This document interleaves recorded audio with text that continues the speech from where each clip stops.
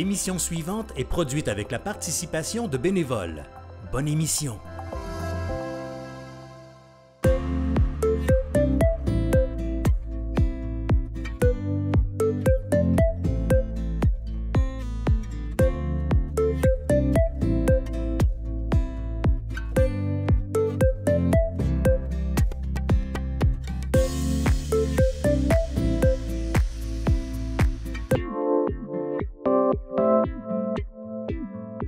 Bonjour tout le monde et bienvenue à mon émission Passion animale. Je suis Nathalie Laflamme et aujourd'hui, on reçoit Anne-Gaëlle Whiteman dans sa belle chatterie et on va connaître de magnifiques caracates. Écoute, explique-moi ça. D'où ça vient, ça? Le caracat, c'est la race hybride la plus rare au monde. À mon avis, il y en a moins, enfin, de ce qu'on dit, il y en aurait moins de 400 dans le monde. Donc, c'est un hybride. Ça vient, en fait, à partir du caracal, qui est un félin d'Afrique et qui a été accouplé avec une chatte domestique. Et c'est comme ça que l'hybridation a commencé à se faire. Est-ce que c'est n'importe quelle femelle domestique qui peut... Bien, en fait, comme ce sont des félins hybrides, c'est issu d'un accident. Hein, parce que en Russie, il y avait un caracal, puis une chatte qui s'est introduite dans un zoo. Et puis après, ben, est né le premier caracat. Et après, ben, plusieurs éleveurs ont commencé à essayer d'en avoir plus et de les reproduire. Et on a un beau caracat à tort. Caracat. Hop, hop, hop. C'est ça, c'est ces mots. C'est ces mots. C'est pas... C'est ses mots. C'est son langage. Ça feule, ça crache, ça grogne. Mais ça ne veut pas dire qu'elle va attaquer ou quoi que ce soit, là. Oh, oui. C'est parce qu'il déteste la contention. Notre beau attard. Oui, il a une belle attard. C'est une des reines de la chatterie. Elle est rendue à quel âge, notre belle Elle a 3 ans. Elle a 3 ans, puis c'est une F1. Donc son père, c'est un caracal. Et donc, on est le seul éleveur au Canada de caracats. Okay. Dans l'hybridation, les mâles sont stériles jusqu'à la 5e génération. Donc, oui, donc, on part des femelles pour pouvoir faire de la reproduction. Et on a F5, notre mâle caracat reproducteur, et il était dans les... Je pense que c'était dans les 5 premiers à naître, parce que ça prend du temps à arriver à la 5e génération. OK. Fait que lui, en étant F5, c'est un bon reproducteur. Oui, il est fertile. Il est fertile. Oui. Puis son caractère à Mademoiselle Attard... Les caracats sont... c'est un petit peu les 4x4 du milieu automobile. C'est sûr que c'est un hybride, donc extrêmement intelligent, beaucoup d'énergie, ça a besoin de stimulation, mais c'est extrêmement gentil. C'est très stable mentalement, ils sont vraiment très bien pour les enfants, ils sont vraiment calmes, à part leur période de jeu, mais ça fait un très bon animal de compagnie. C'est un chat-chien. Un chat-chien, donc oui. Vous lancez une souris, oui, elle va tout te ramener il nous ramène les jouets, on peut se lever le matin et on a plein de jouets sur le lit parce qu'ils ont ramené leurs jouets sur le lit.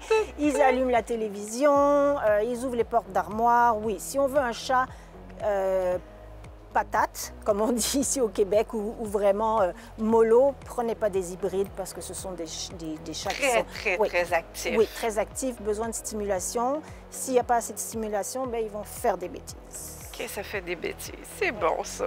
On te remercie pour le moment. On va prendre une courte pause pour la chronique vétérinaire et de retour dans quelques minutes.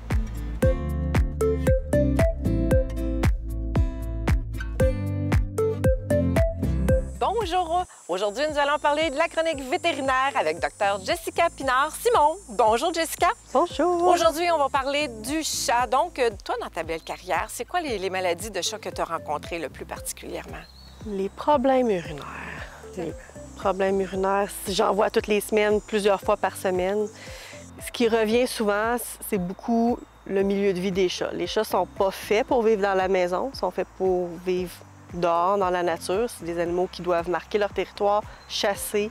Donc, dans la maison, ils dorment 22 heures sur 24. On dit une vie de pacha, c'est vieille, mais non, c'est stressant quand on n'est pas fait pour vivre comme ça. Donc, il faut enrichir les milieux de notre maison, des places à grimper, des jouets à chasser, jouer avec notre chat. L'autre chose aussi, c'est que le chat n'aime pas boire dans des bols d'eau. Donc, il faut mettre de l'eau courante. L'eau qui bouge. Bon, les toilettes, les robinets, mais on a des fontaines d'eau aussi qui sont une très belle alternative sans avoir à ouvrir tout le temps le robinet à notre chat pour qu'il boive. Et il va boire plus, notre chat, quand il va avoir accès à cette eau-là. Donc, il va avoir plus d'urine, il va aller uriner plus souvent, parce que tout ça fait en sorte que notre vessie devient irritable. C'est ça qui cause l'inconfort et qui finit par causer, en fait, les signes qu'on voit chez le chat. Donc, inconfortable, cette vessie irritable-là peut finir par s'ulcérer, on va avoir du sang dans l'urine, on va avoir, si on a une nourriture qui contient beaucoup de minéraux, on peut avoir des cristaux, des pierres dans la vessie. Et éventuellement, si on a un chat mâle, on risque un blocage qui est, dans la plupart du temps, mortel pour le chat. Exactement. Si on fait rien, en fait. Et puis d'autres maladies, à part ça, à part d'autres problèmes urinaires, on peut y aller Tous les problèmes digestifs. Les chats sont très fragiles de leur tube digestif. Donc, il faut bien choisir la nourriture, parce que traiter nos parasites aussi. Les parasites, les maladies inflammatoires de l'intestin, les fameuses boules de poils. Il faut s'assurer que le poil soit éliminé. Le chat se toilette à tous les jours, régulièrement. Idéalement, c'est d'y aller souvent avec une crème à la mélasse qu'on pourrait donner à l'animal pour faire une régularisation. Oui, en fait, pour aider à l'élimination des boules de poils, c'est un lubrifiant qui va aider à l'élimination, oui. Et qu'est-ce que tu as déjà rencontré aussi dans ta clinique? Bien, nos chats vivent de plus en plus vieux. Donc, toutes les maladies de vieux chats, ce qu'on voit vraiment souvent, c'est les problèmes de reins. Les reins travaillent fort toute la vie du chat. Donc, il va se fatiguer, il va avoir des cicatrices qui vont se faire au niveau des reins à force de le surutiliser. Qu'est-ce qu'on voit là-dessus avec les reins? Le premier signe, c'est souvent on boit plus, on urine plus, on perd du poids. Puis là, souvent, on va moins manger, vomir, parce qu'on vient avec un petit peu trop d'acidité dans l'estomac. Merci, Jessica, pour la chronique vétérinaire. De retour à l'émission.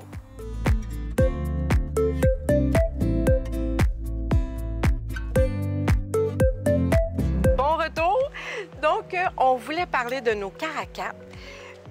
Son environnement particulier, on laisse pas ça dans une maison de 3 pieds et demi, là. Non, ça prend de l'espace. Ce sont des grands chats qui ont besoin de se dépenser, qui ont besoin d'être stimulés physiquement et mentalement. Donc, c'est sûr que ce pas des félins pour dans des petits environnements. Idéalement, si tu travailles 40 heures par semaine, c'est moins bon. Bien, non, ça se fait, mais quand on rentre, faut vraiment passer du temps. Ça reste un félin qui dort, hein, comme un chat normal. Donc, quand on n'est pas là, la plupart du temps, ils vont dormir. Mais quand on est là, ils ont besoin d'avoir une présence, ils ont besoin d'être stimulés. Ils sont très amoureux de leurs humains. Donc, il faut s'investir avec eux, sinon, de toute façon, ils vont vous le faire savoir autrement. Ils vont s'occuper de s'arranger pour s'occuper. C'est ça. Je voulais savoir, à ce niveau-là, là, ça ne doit pas manger la beaufacha, comme on appelle, Non. le manger sèche. Non, Ça on mange ne donne pas quoi? des croquettes à un lion. Hein? Donc, c'est sûr que nous, on a des hautes générations pour la reproduction. Donc ça, c'est une diète mixte de cru et d'une très bonne qualité de nourriture pour chat, pour balancer, pour qu'il n'y ait pas de... OK, fait qu'ils peuvent avoir un petit peu de croquettes de chat, Oui. mais on insère... Mais de bonne qualité, des croquettes vraiment à haute teneur en protéines et en taurine. Et on insère, pour tous nos clients, moi je leur dis au petit déjeuner, c'est un pilon de poulet cru. Avec la peau, la chair et l'os. Ils mangent vraiment tout ça. Ouais. Puis quelle quantité environ dans une journée de ce que ça peut manger? Nous, on leur donne, pour les chatons, ils mangent un pilon de poulet le matin et après, ils ont de la nourriture sèche chaton. reste. Oui. Puis il faut qu'ils restent, comme les chatons, ce sont des chats qui deviennent très grands et qui grandissent très rapidement. Donc il faut qu'ils restent sur de la nourriture chaton au moins 18 mois, si on ne veut pas avoir de carence. Parce que les hybrides grandissent jusqu'à 3 ans. Oui. Donc c'est sûr que la première année, c'est très fulgurant, la deuxième, un peu moins, puis la troisième, ils vont vraiment se remplir, ils vont vraiment prendre encore quelques centimètres. C'est là qu'ils prennent vraiment tous leurs muscles, leur pouvoir, puis tout ça. Ouais. La morphologie qui se développe.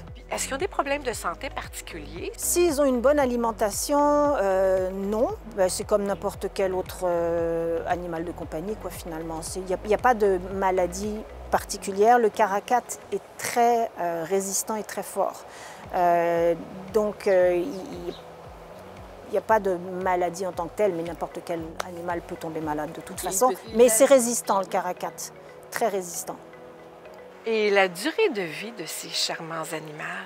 Je dirais c'est autour d'une vingtaine d'années, hein, s'ils sont en pleine forme. Un peu comme un chat normal. Hein. La durée de vie des félins, c'est à peu près la même chose, mais oui, mais si on en prend soin, puis voilà, évidemment. Hein. La durée de gestation pour une belle femelle? Le chat normal, la gestation, c'est 62-65 jours et le caracal, lui, qui est à l'origine de l'hybridation, c'est 81 jours, 84 jours. Donc, quand on fait de la reproduction d'hybrides comme ça, on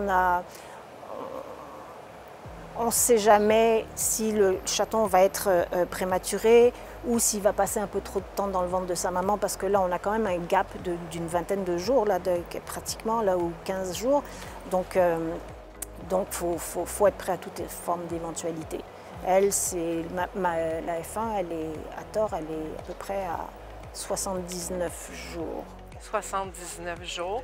Puis habituellement, il y en a combien? Plus on est dans les hautes générations, plus les portées sont petites. Si on a 2-3 chatons, on est vraiment chanceux. On est vraiment chanceux. Vraiment chanceux. Puis on voulait justement parler, qu'est-ce que ça veut dire F1, F2, F3? Pourquoi qu'on a instauré? Oui! Parce que dans l'hybridation, en fait, le F, ça veut dire filial. Donc, okay. C'est la filiation. Donc, le F1, c'est le bébé du caracal et d'une chatte. Ça, c'est le F1. Le F2, c'est le bébé du F1. Et puis le F3, c'est le bébé du F2. Ben, vous avez vu mon F5, hein, mon Sahel, hein, comment il est gentil. Et, il a quand même toutes les caractéristiques, les grosses pattes. Ça, c'est notre beau Sahel, donc, qui est notre mâle reproducteur, qui est un F5. Puis, qui cachait ça, ces beaux chats-là? Des passionnés. Des passionnés. Des passionnés, hein, c'est quand même cher parce que c'est très difficile à obtenir. Hein, déjà, réussir à avoir une F1, c'est très difficile.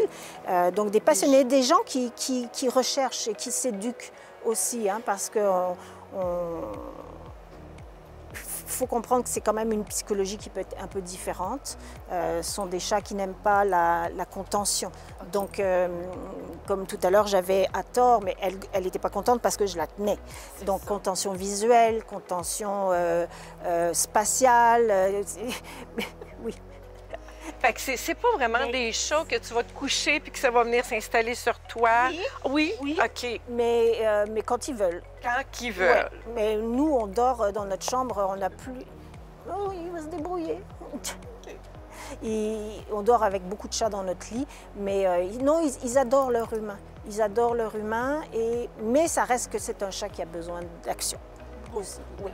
On peut les entraîner au harnais et puis prendre des marches avec eux aussi. Oui. Magnifique. Écoute, Anne-Gaëlle, un gros merci. Ça me fait tellement plaisir. Je suis une passionnée autant de chats. Un gros merci de ta venue pour l'émission, puis de nous recevoir aussi chez toi. Un gros merci et de retour à la prochaine émission. À la semaine prochaine.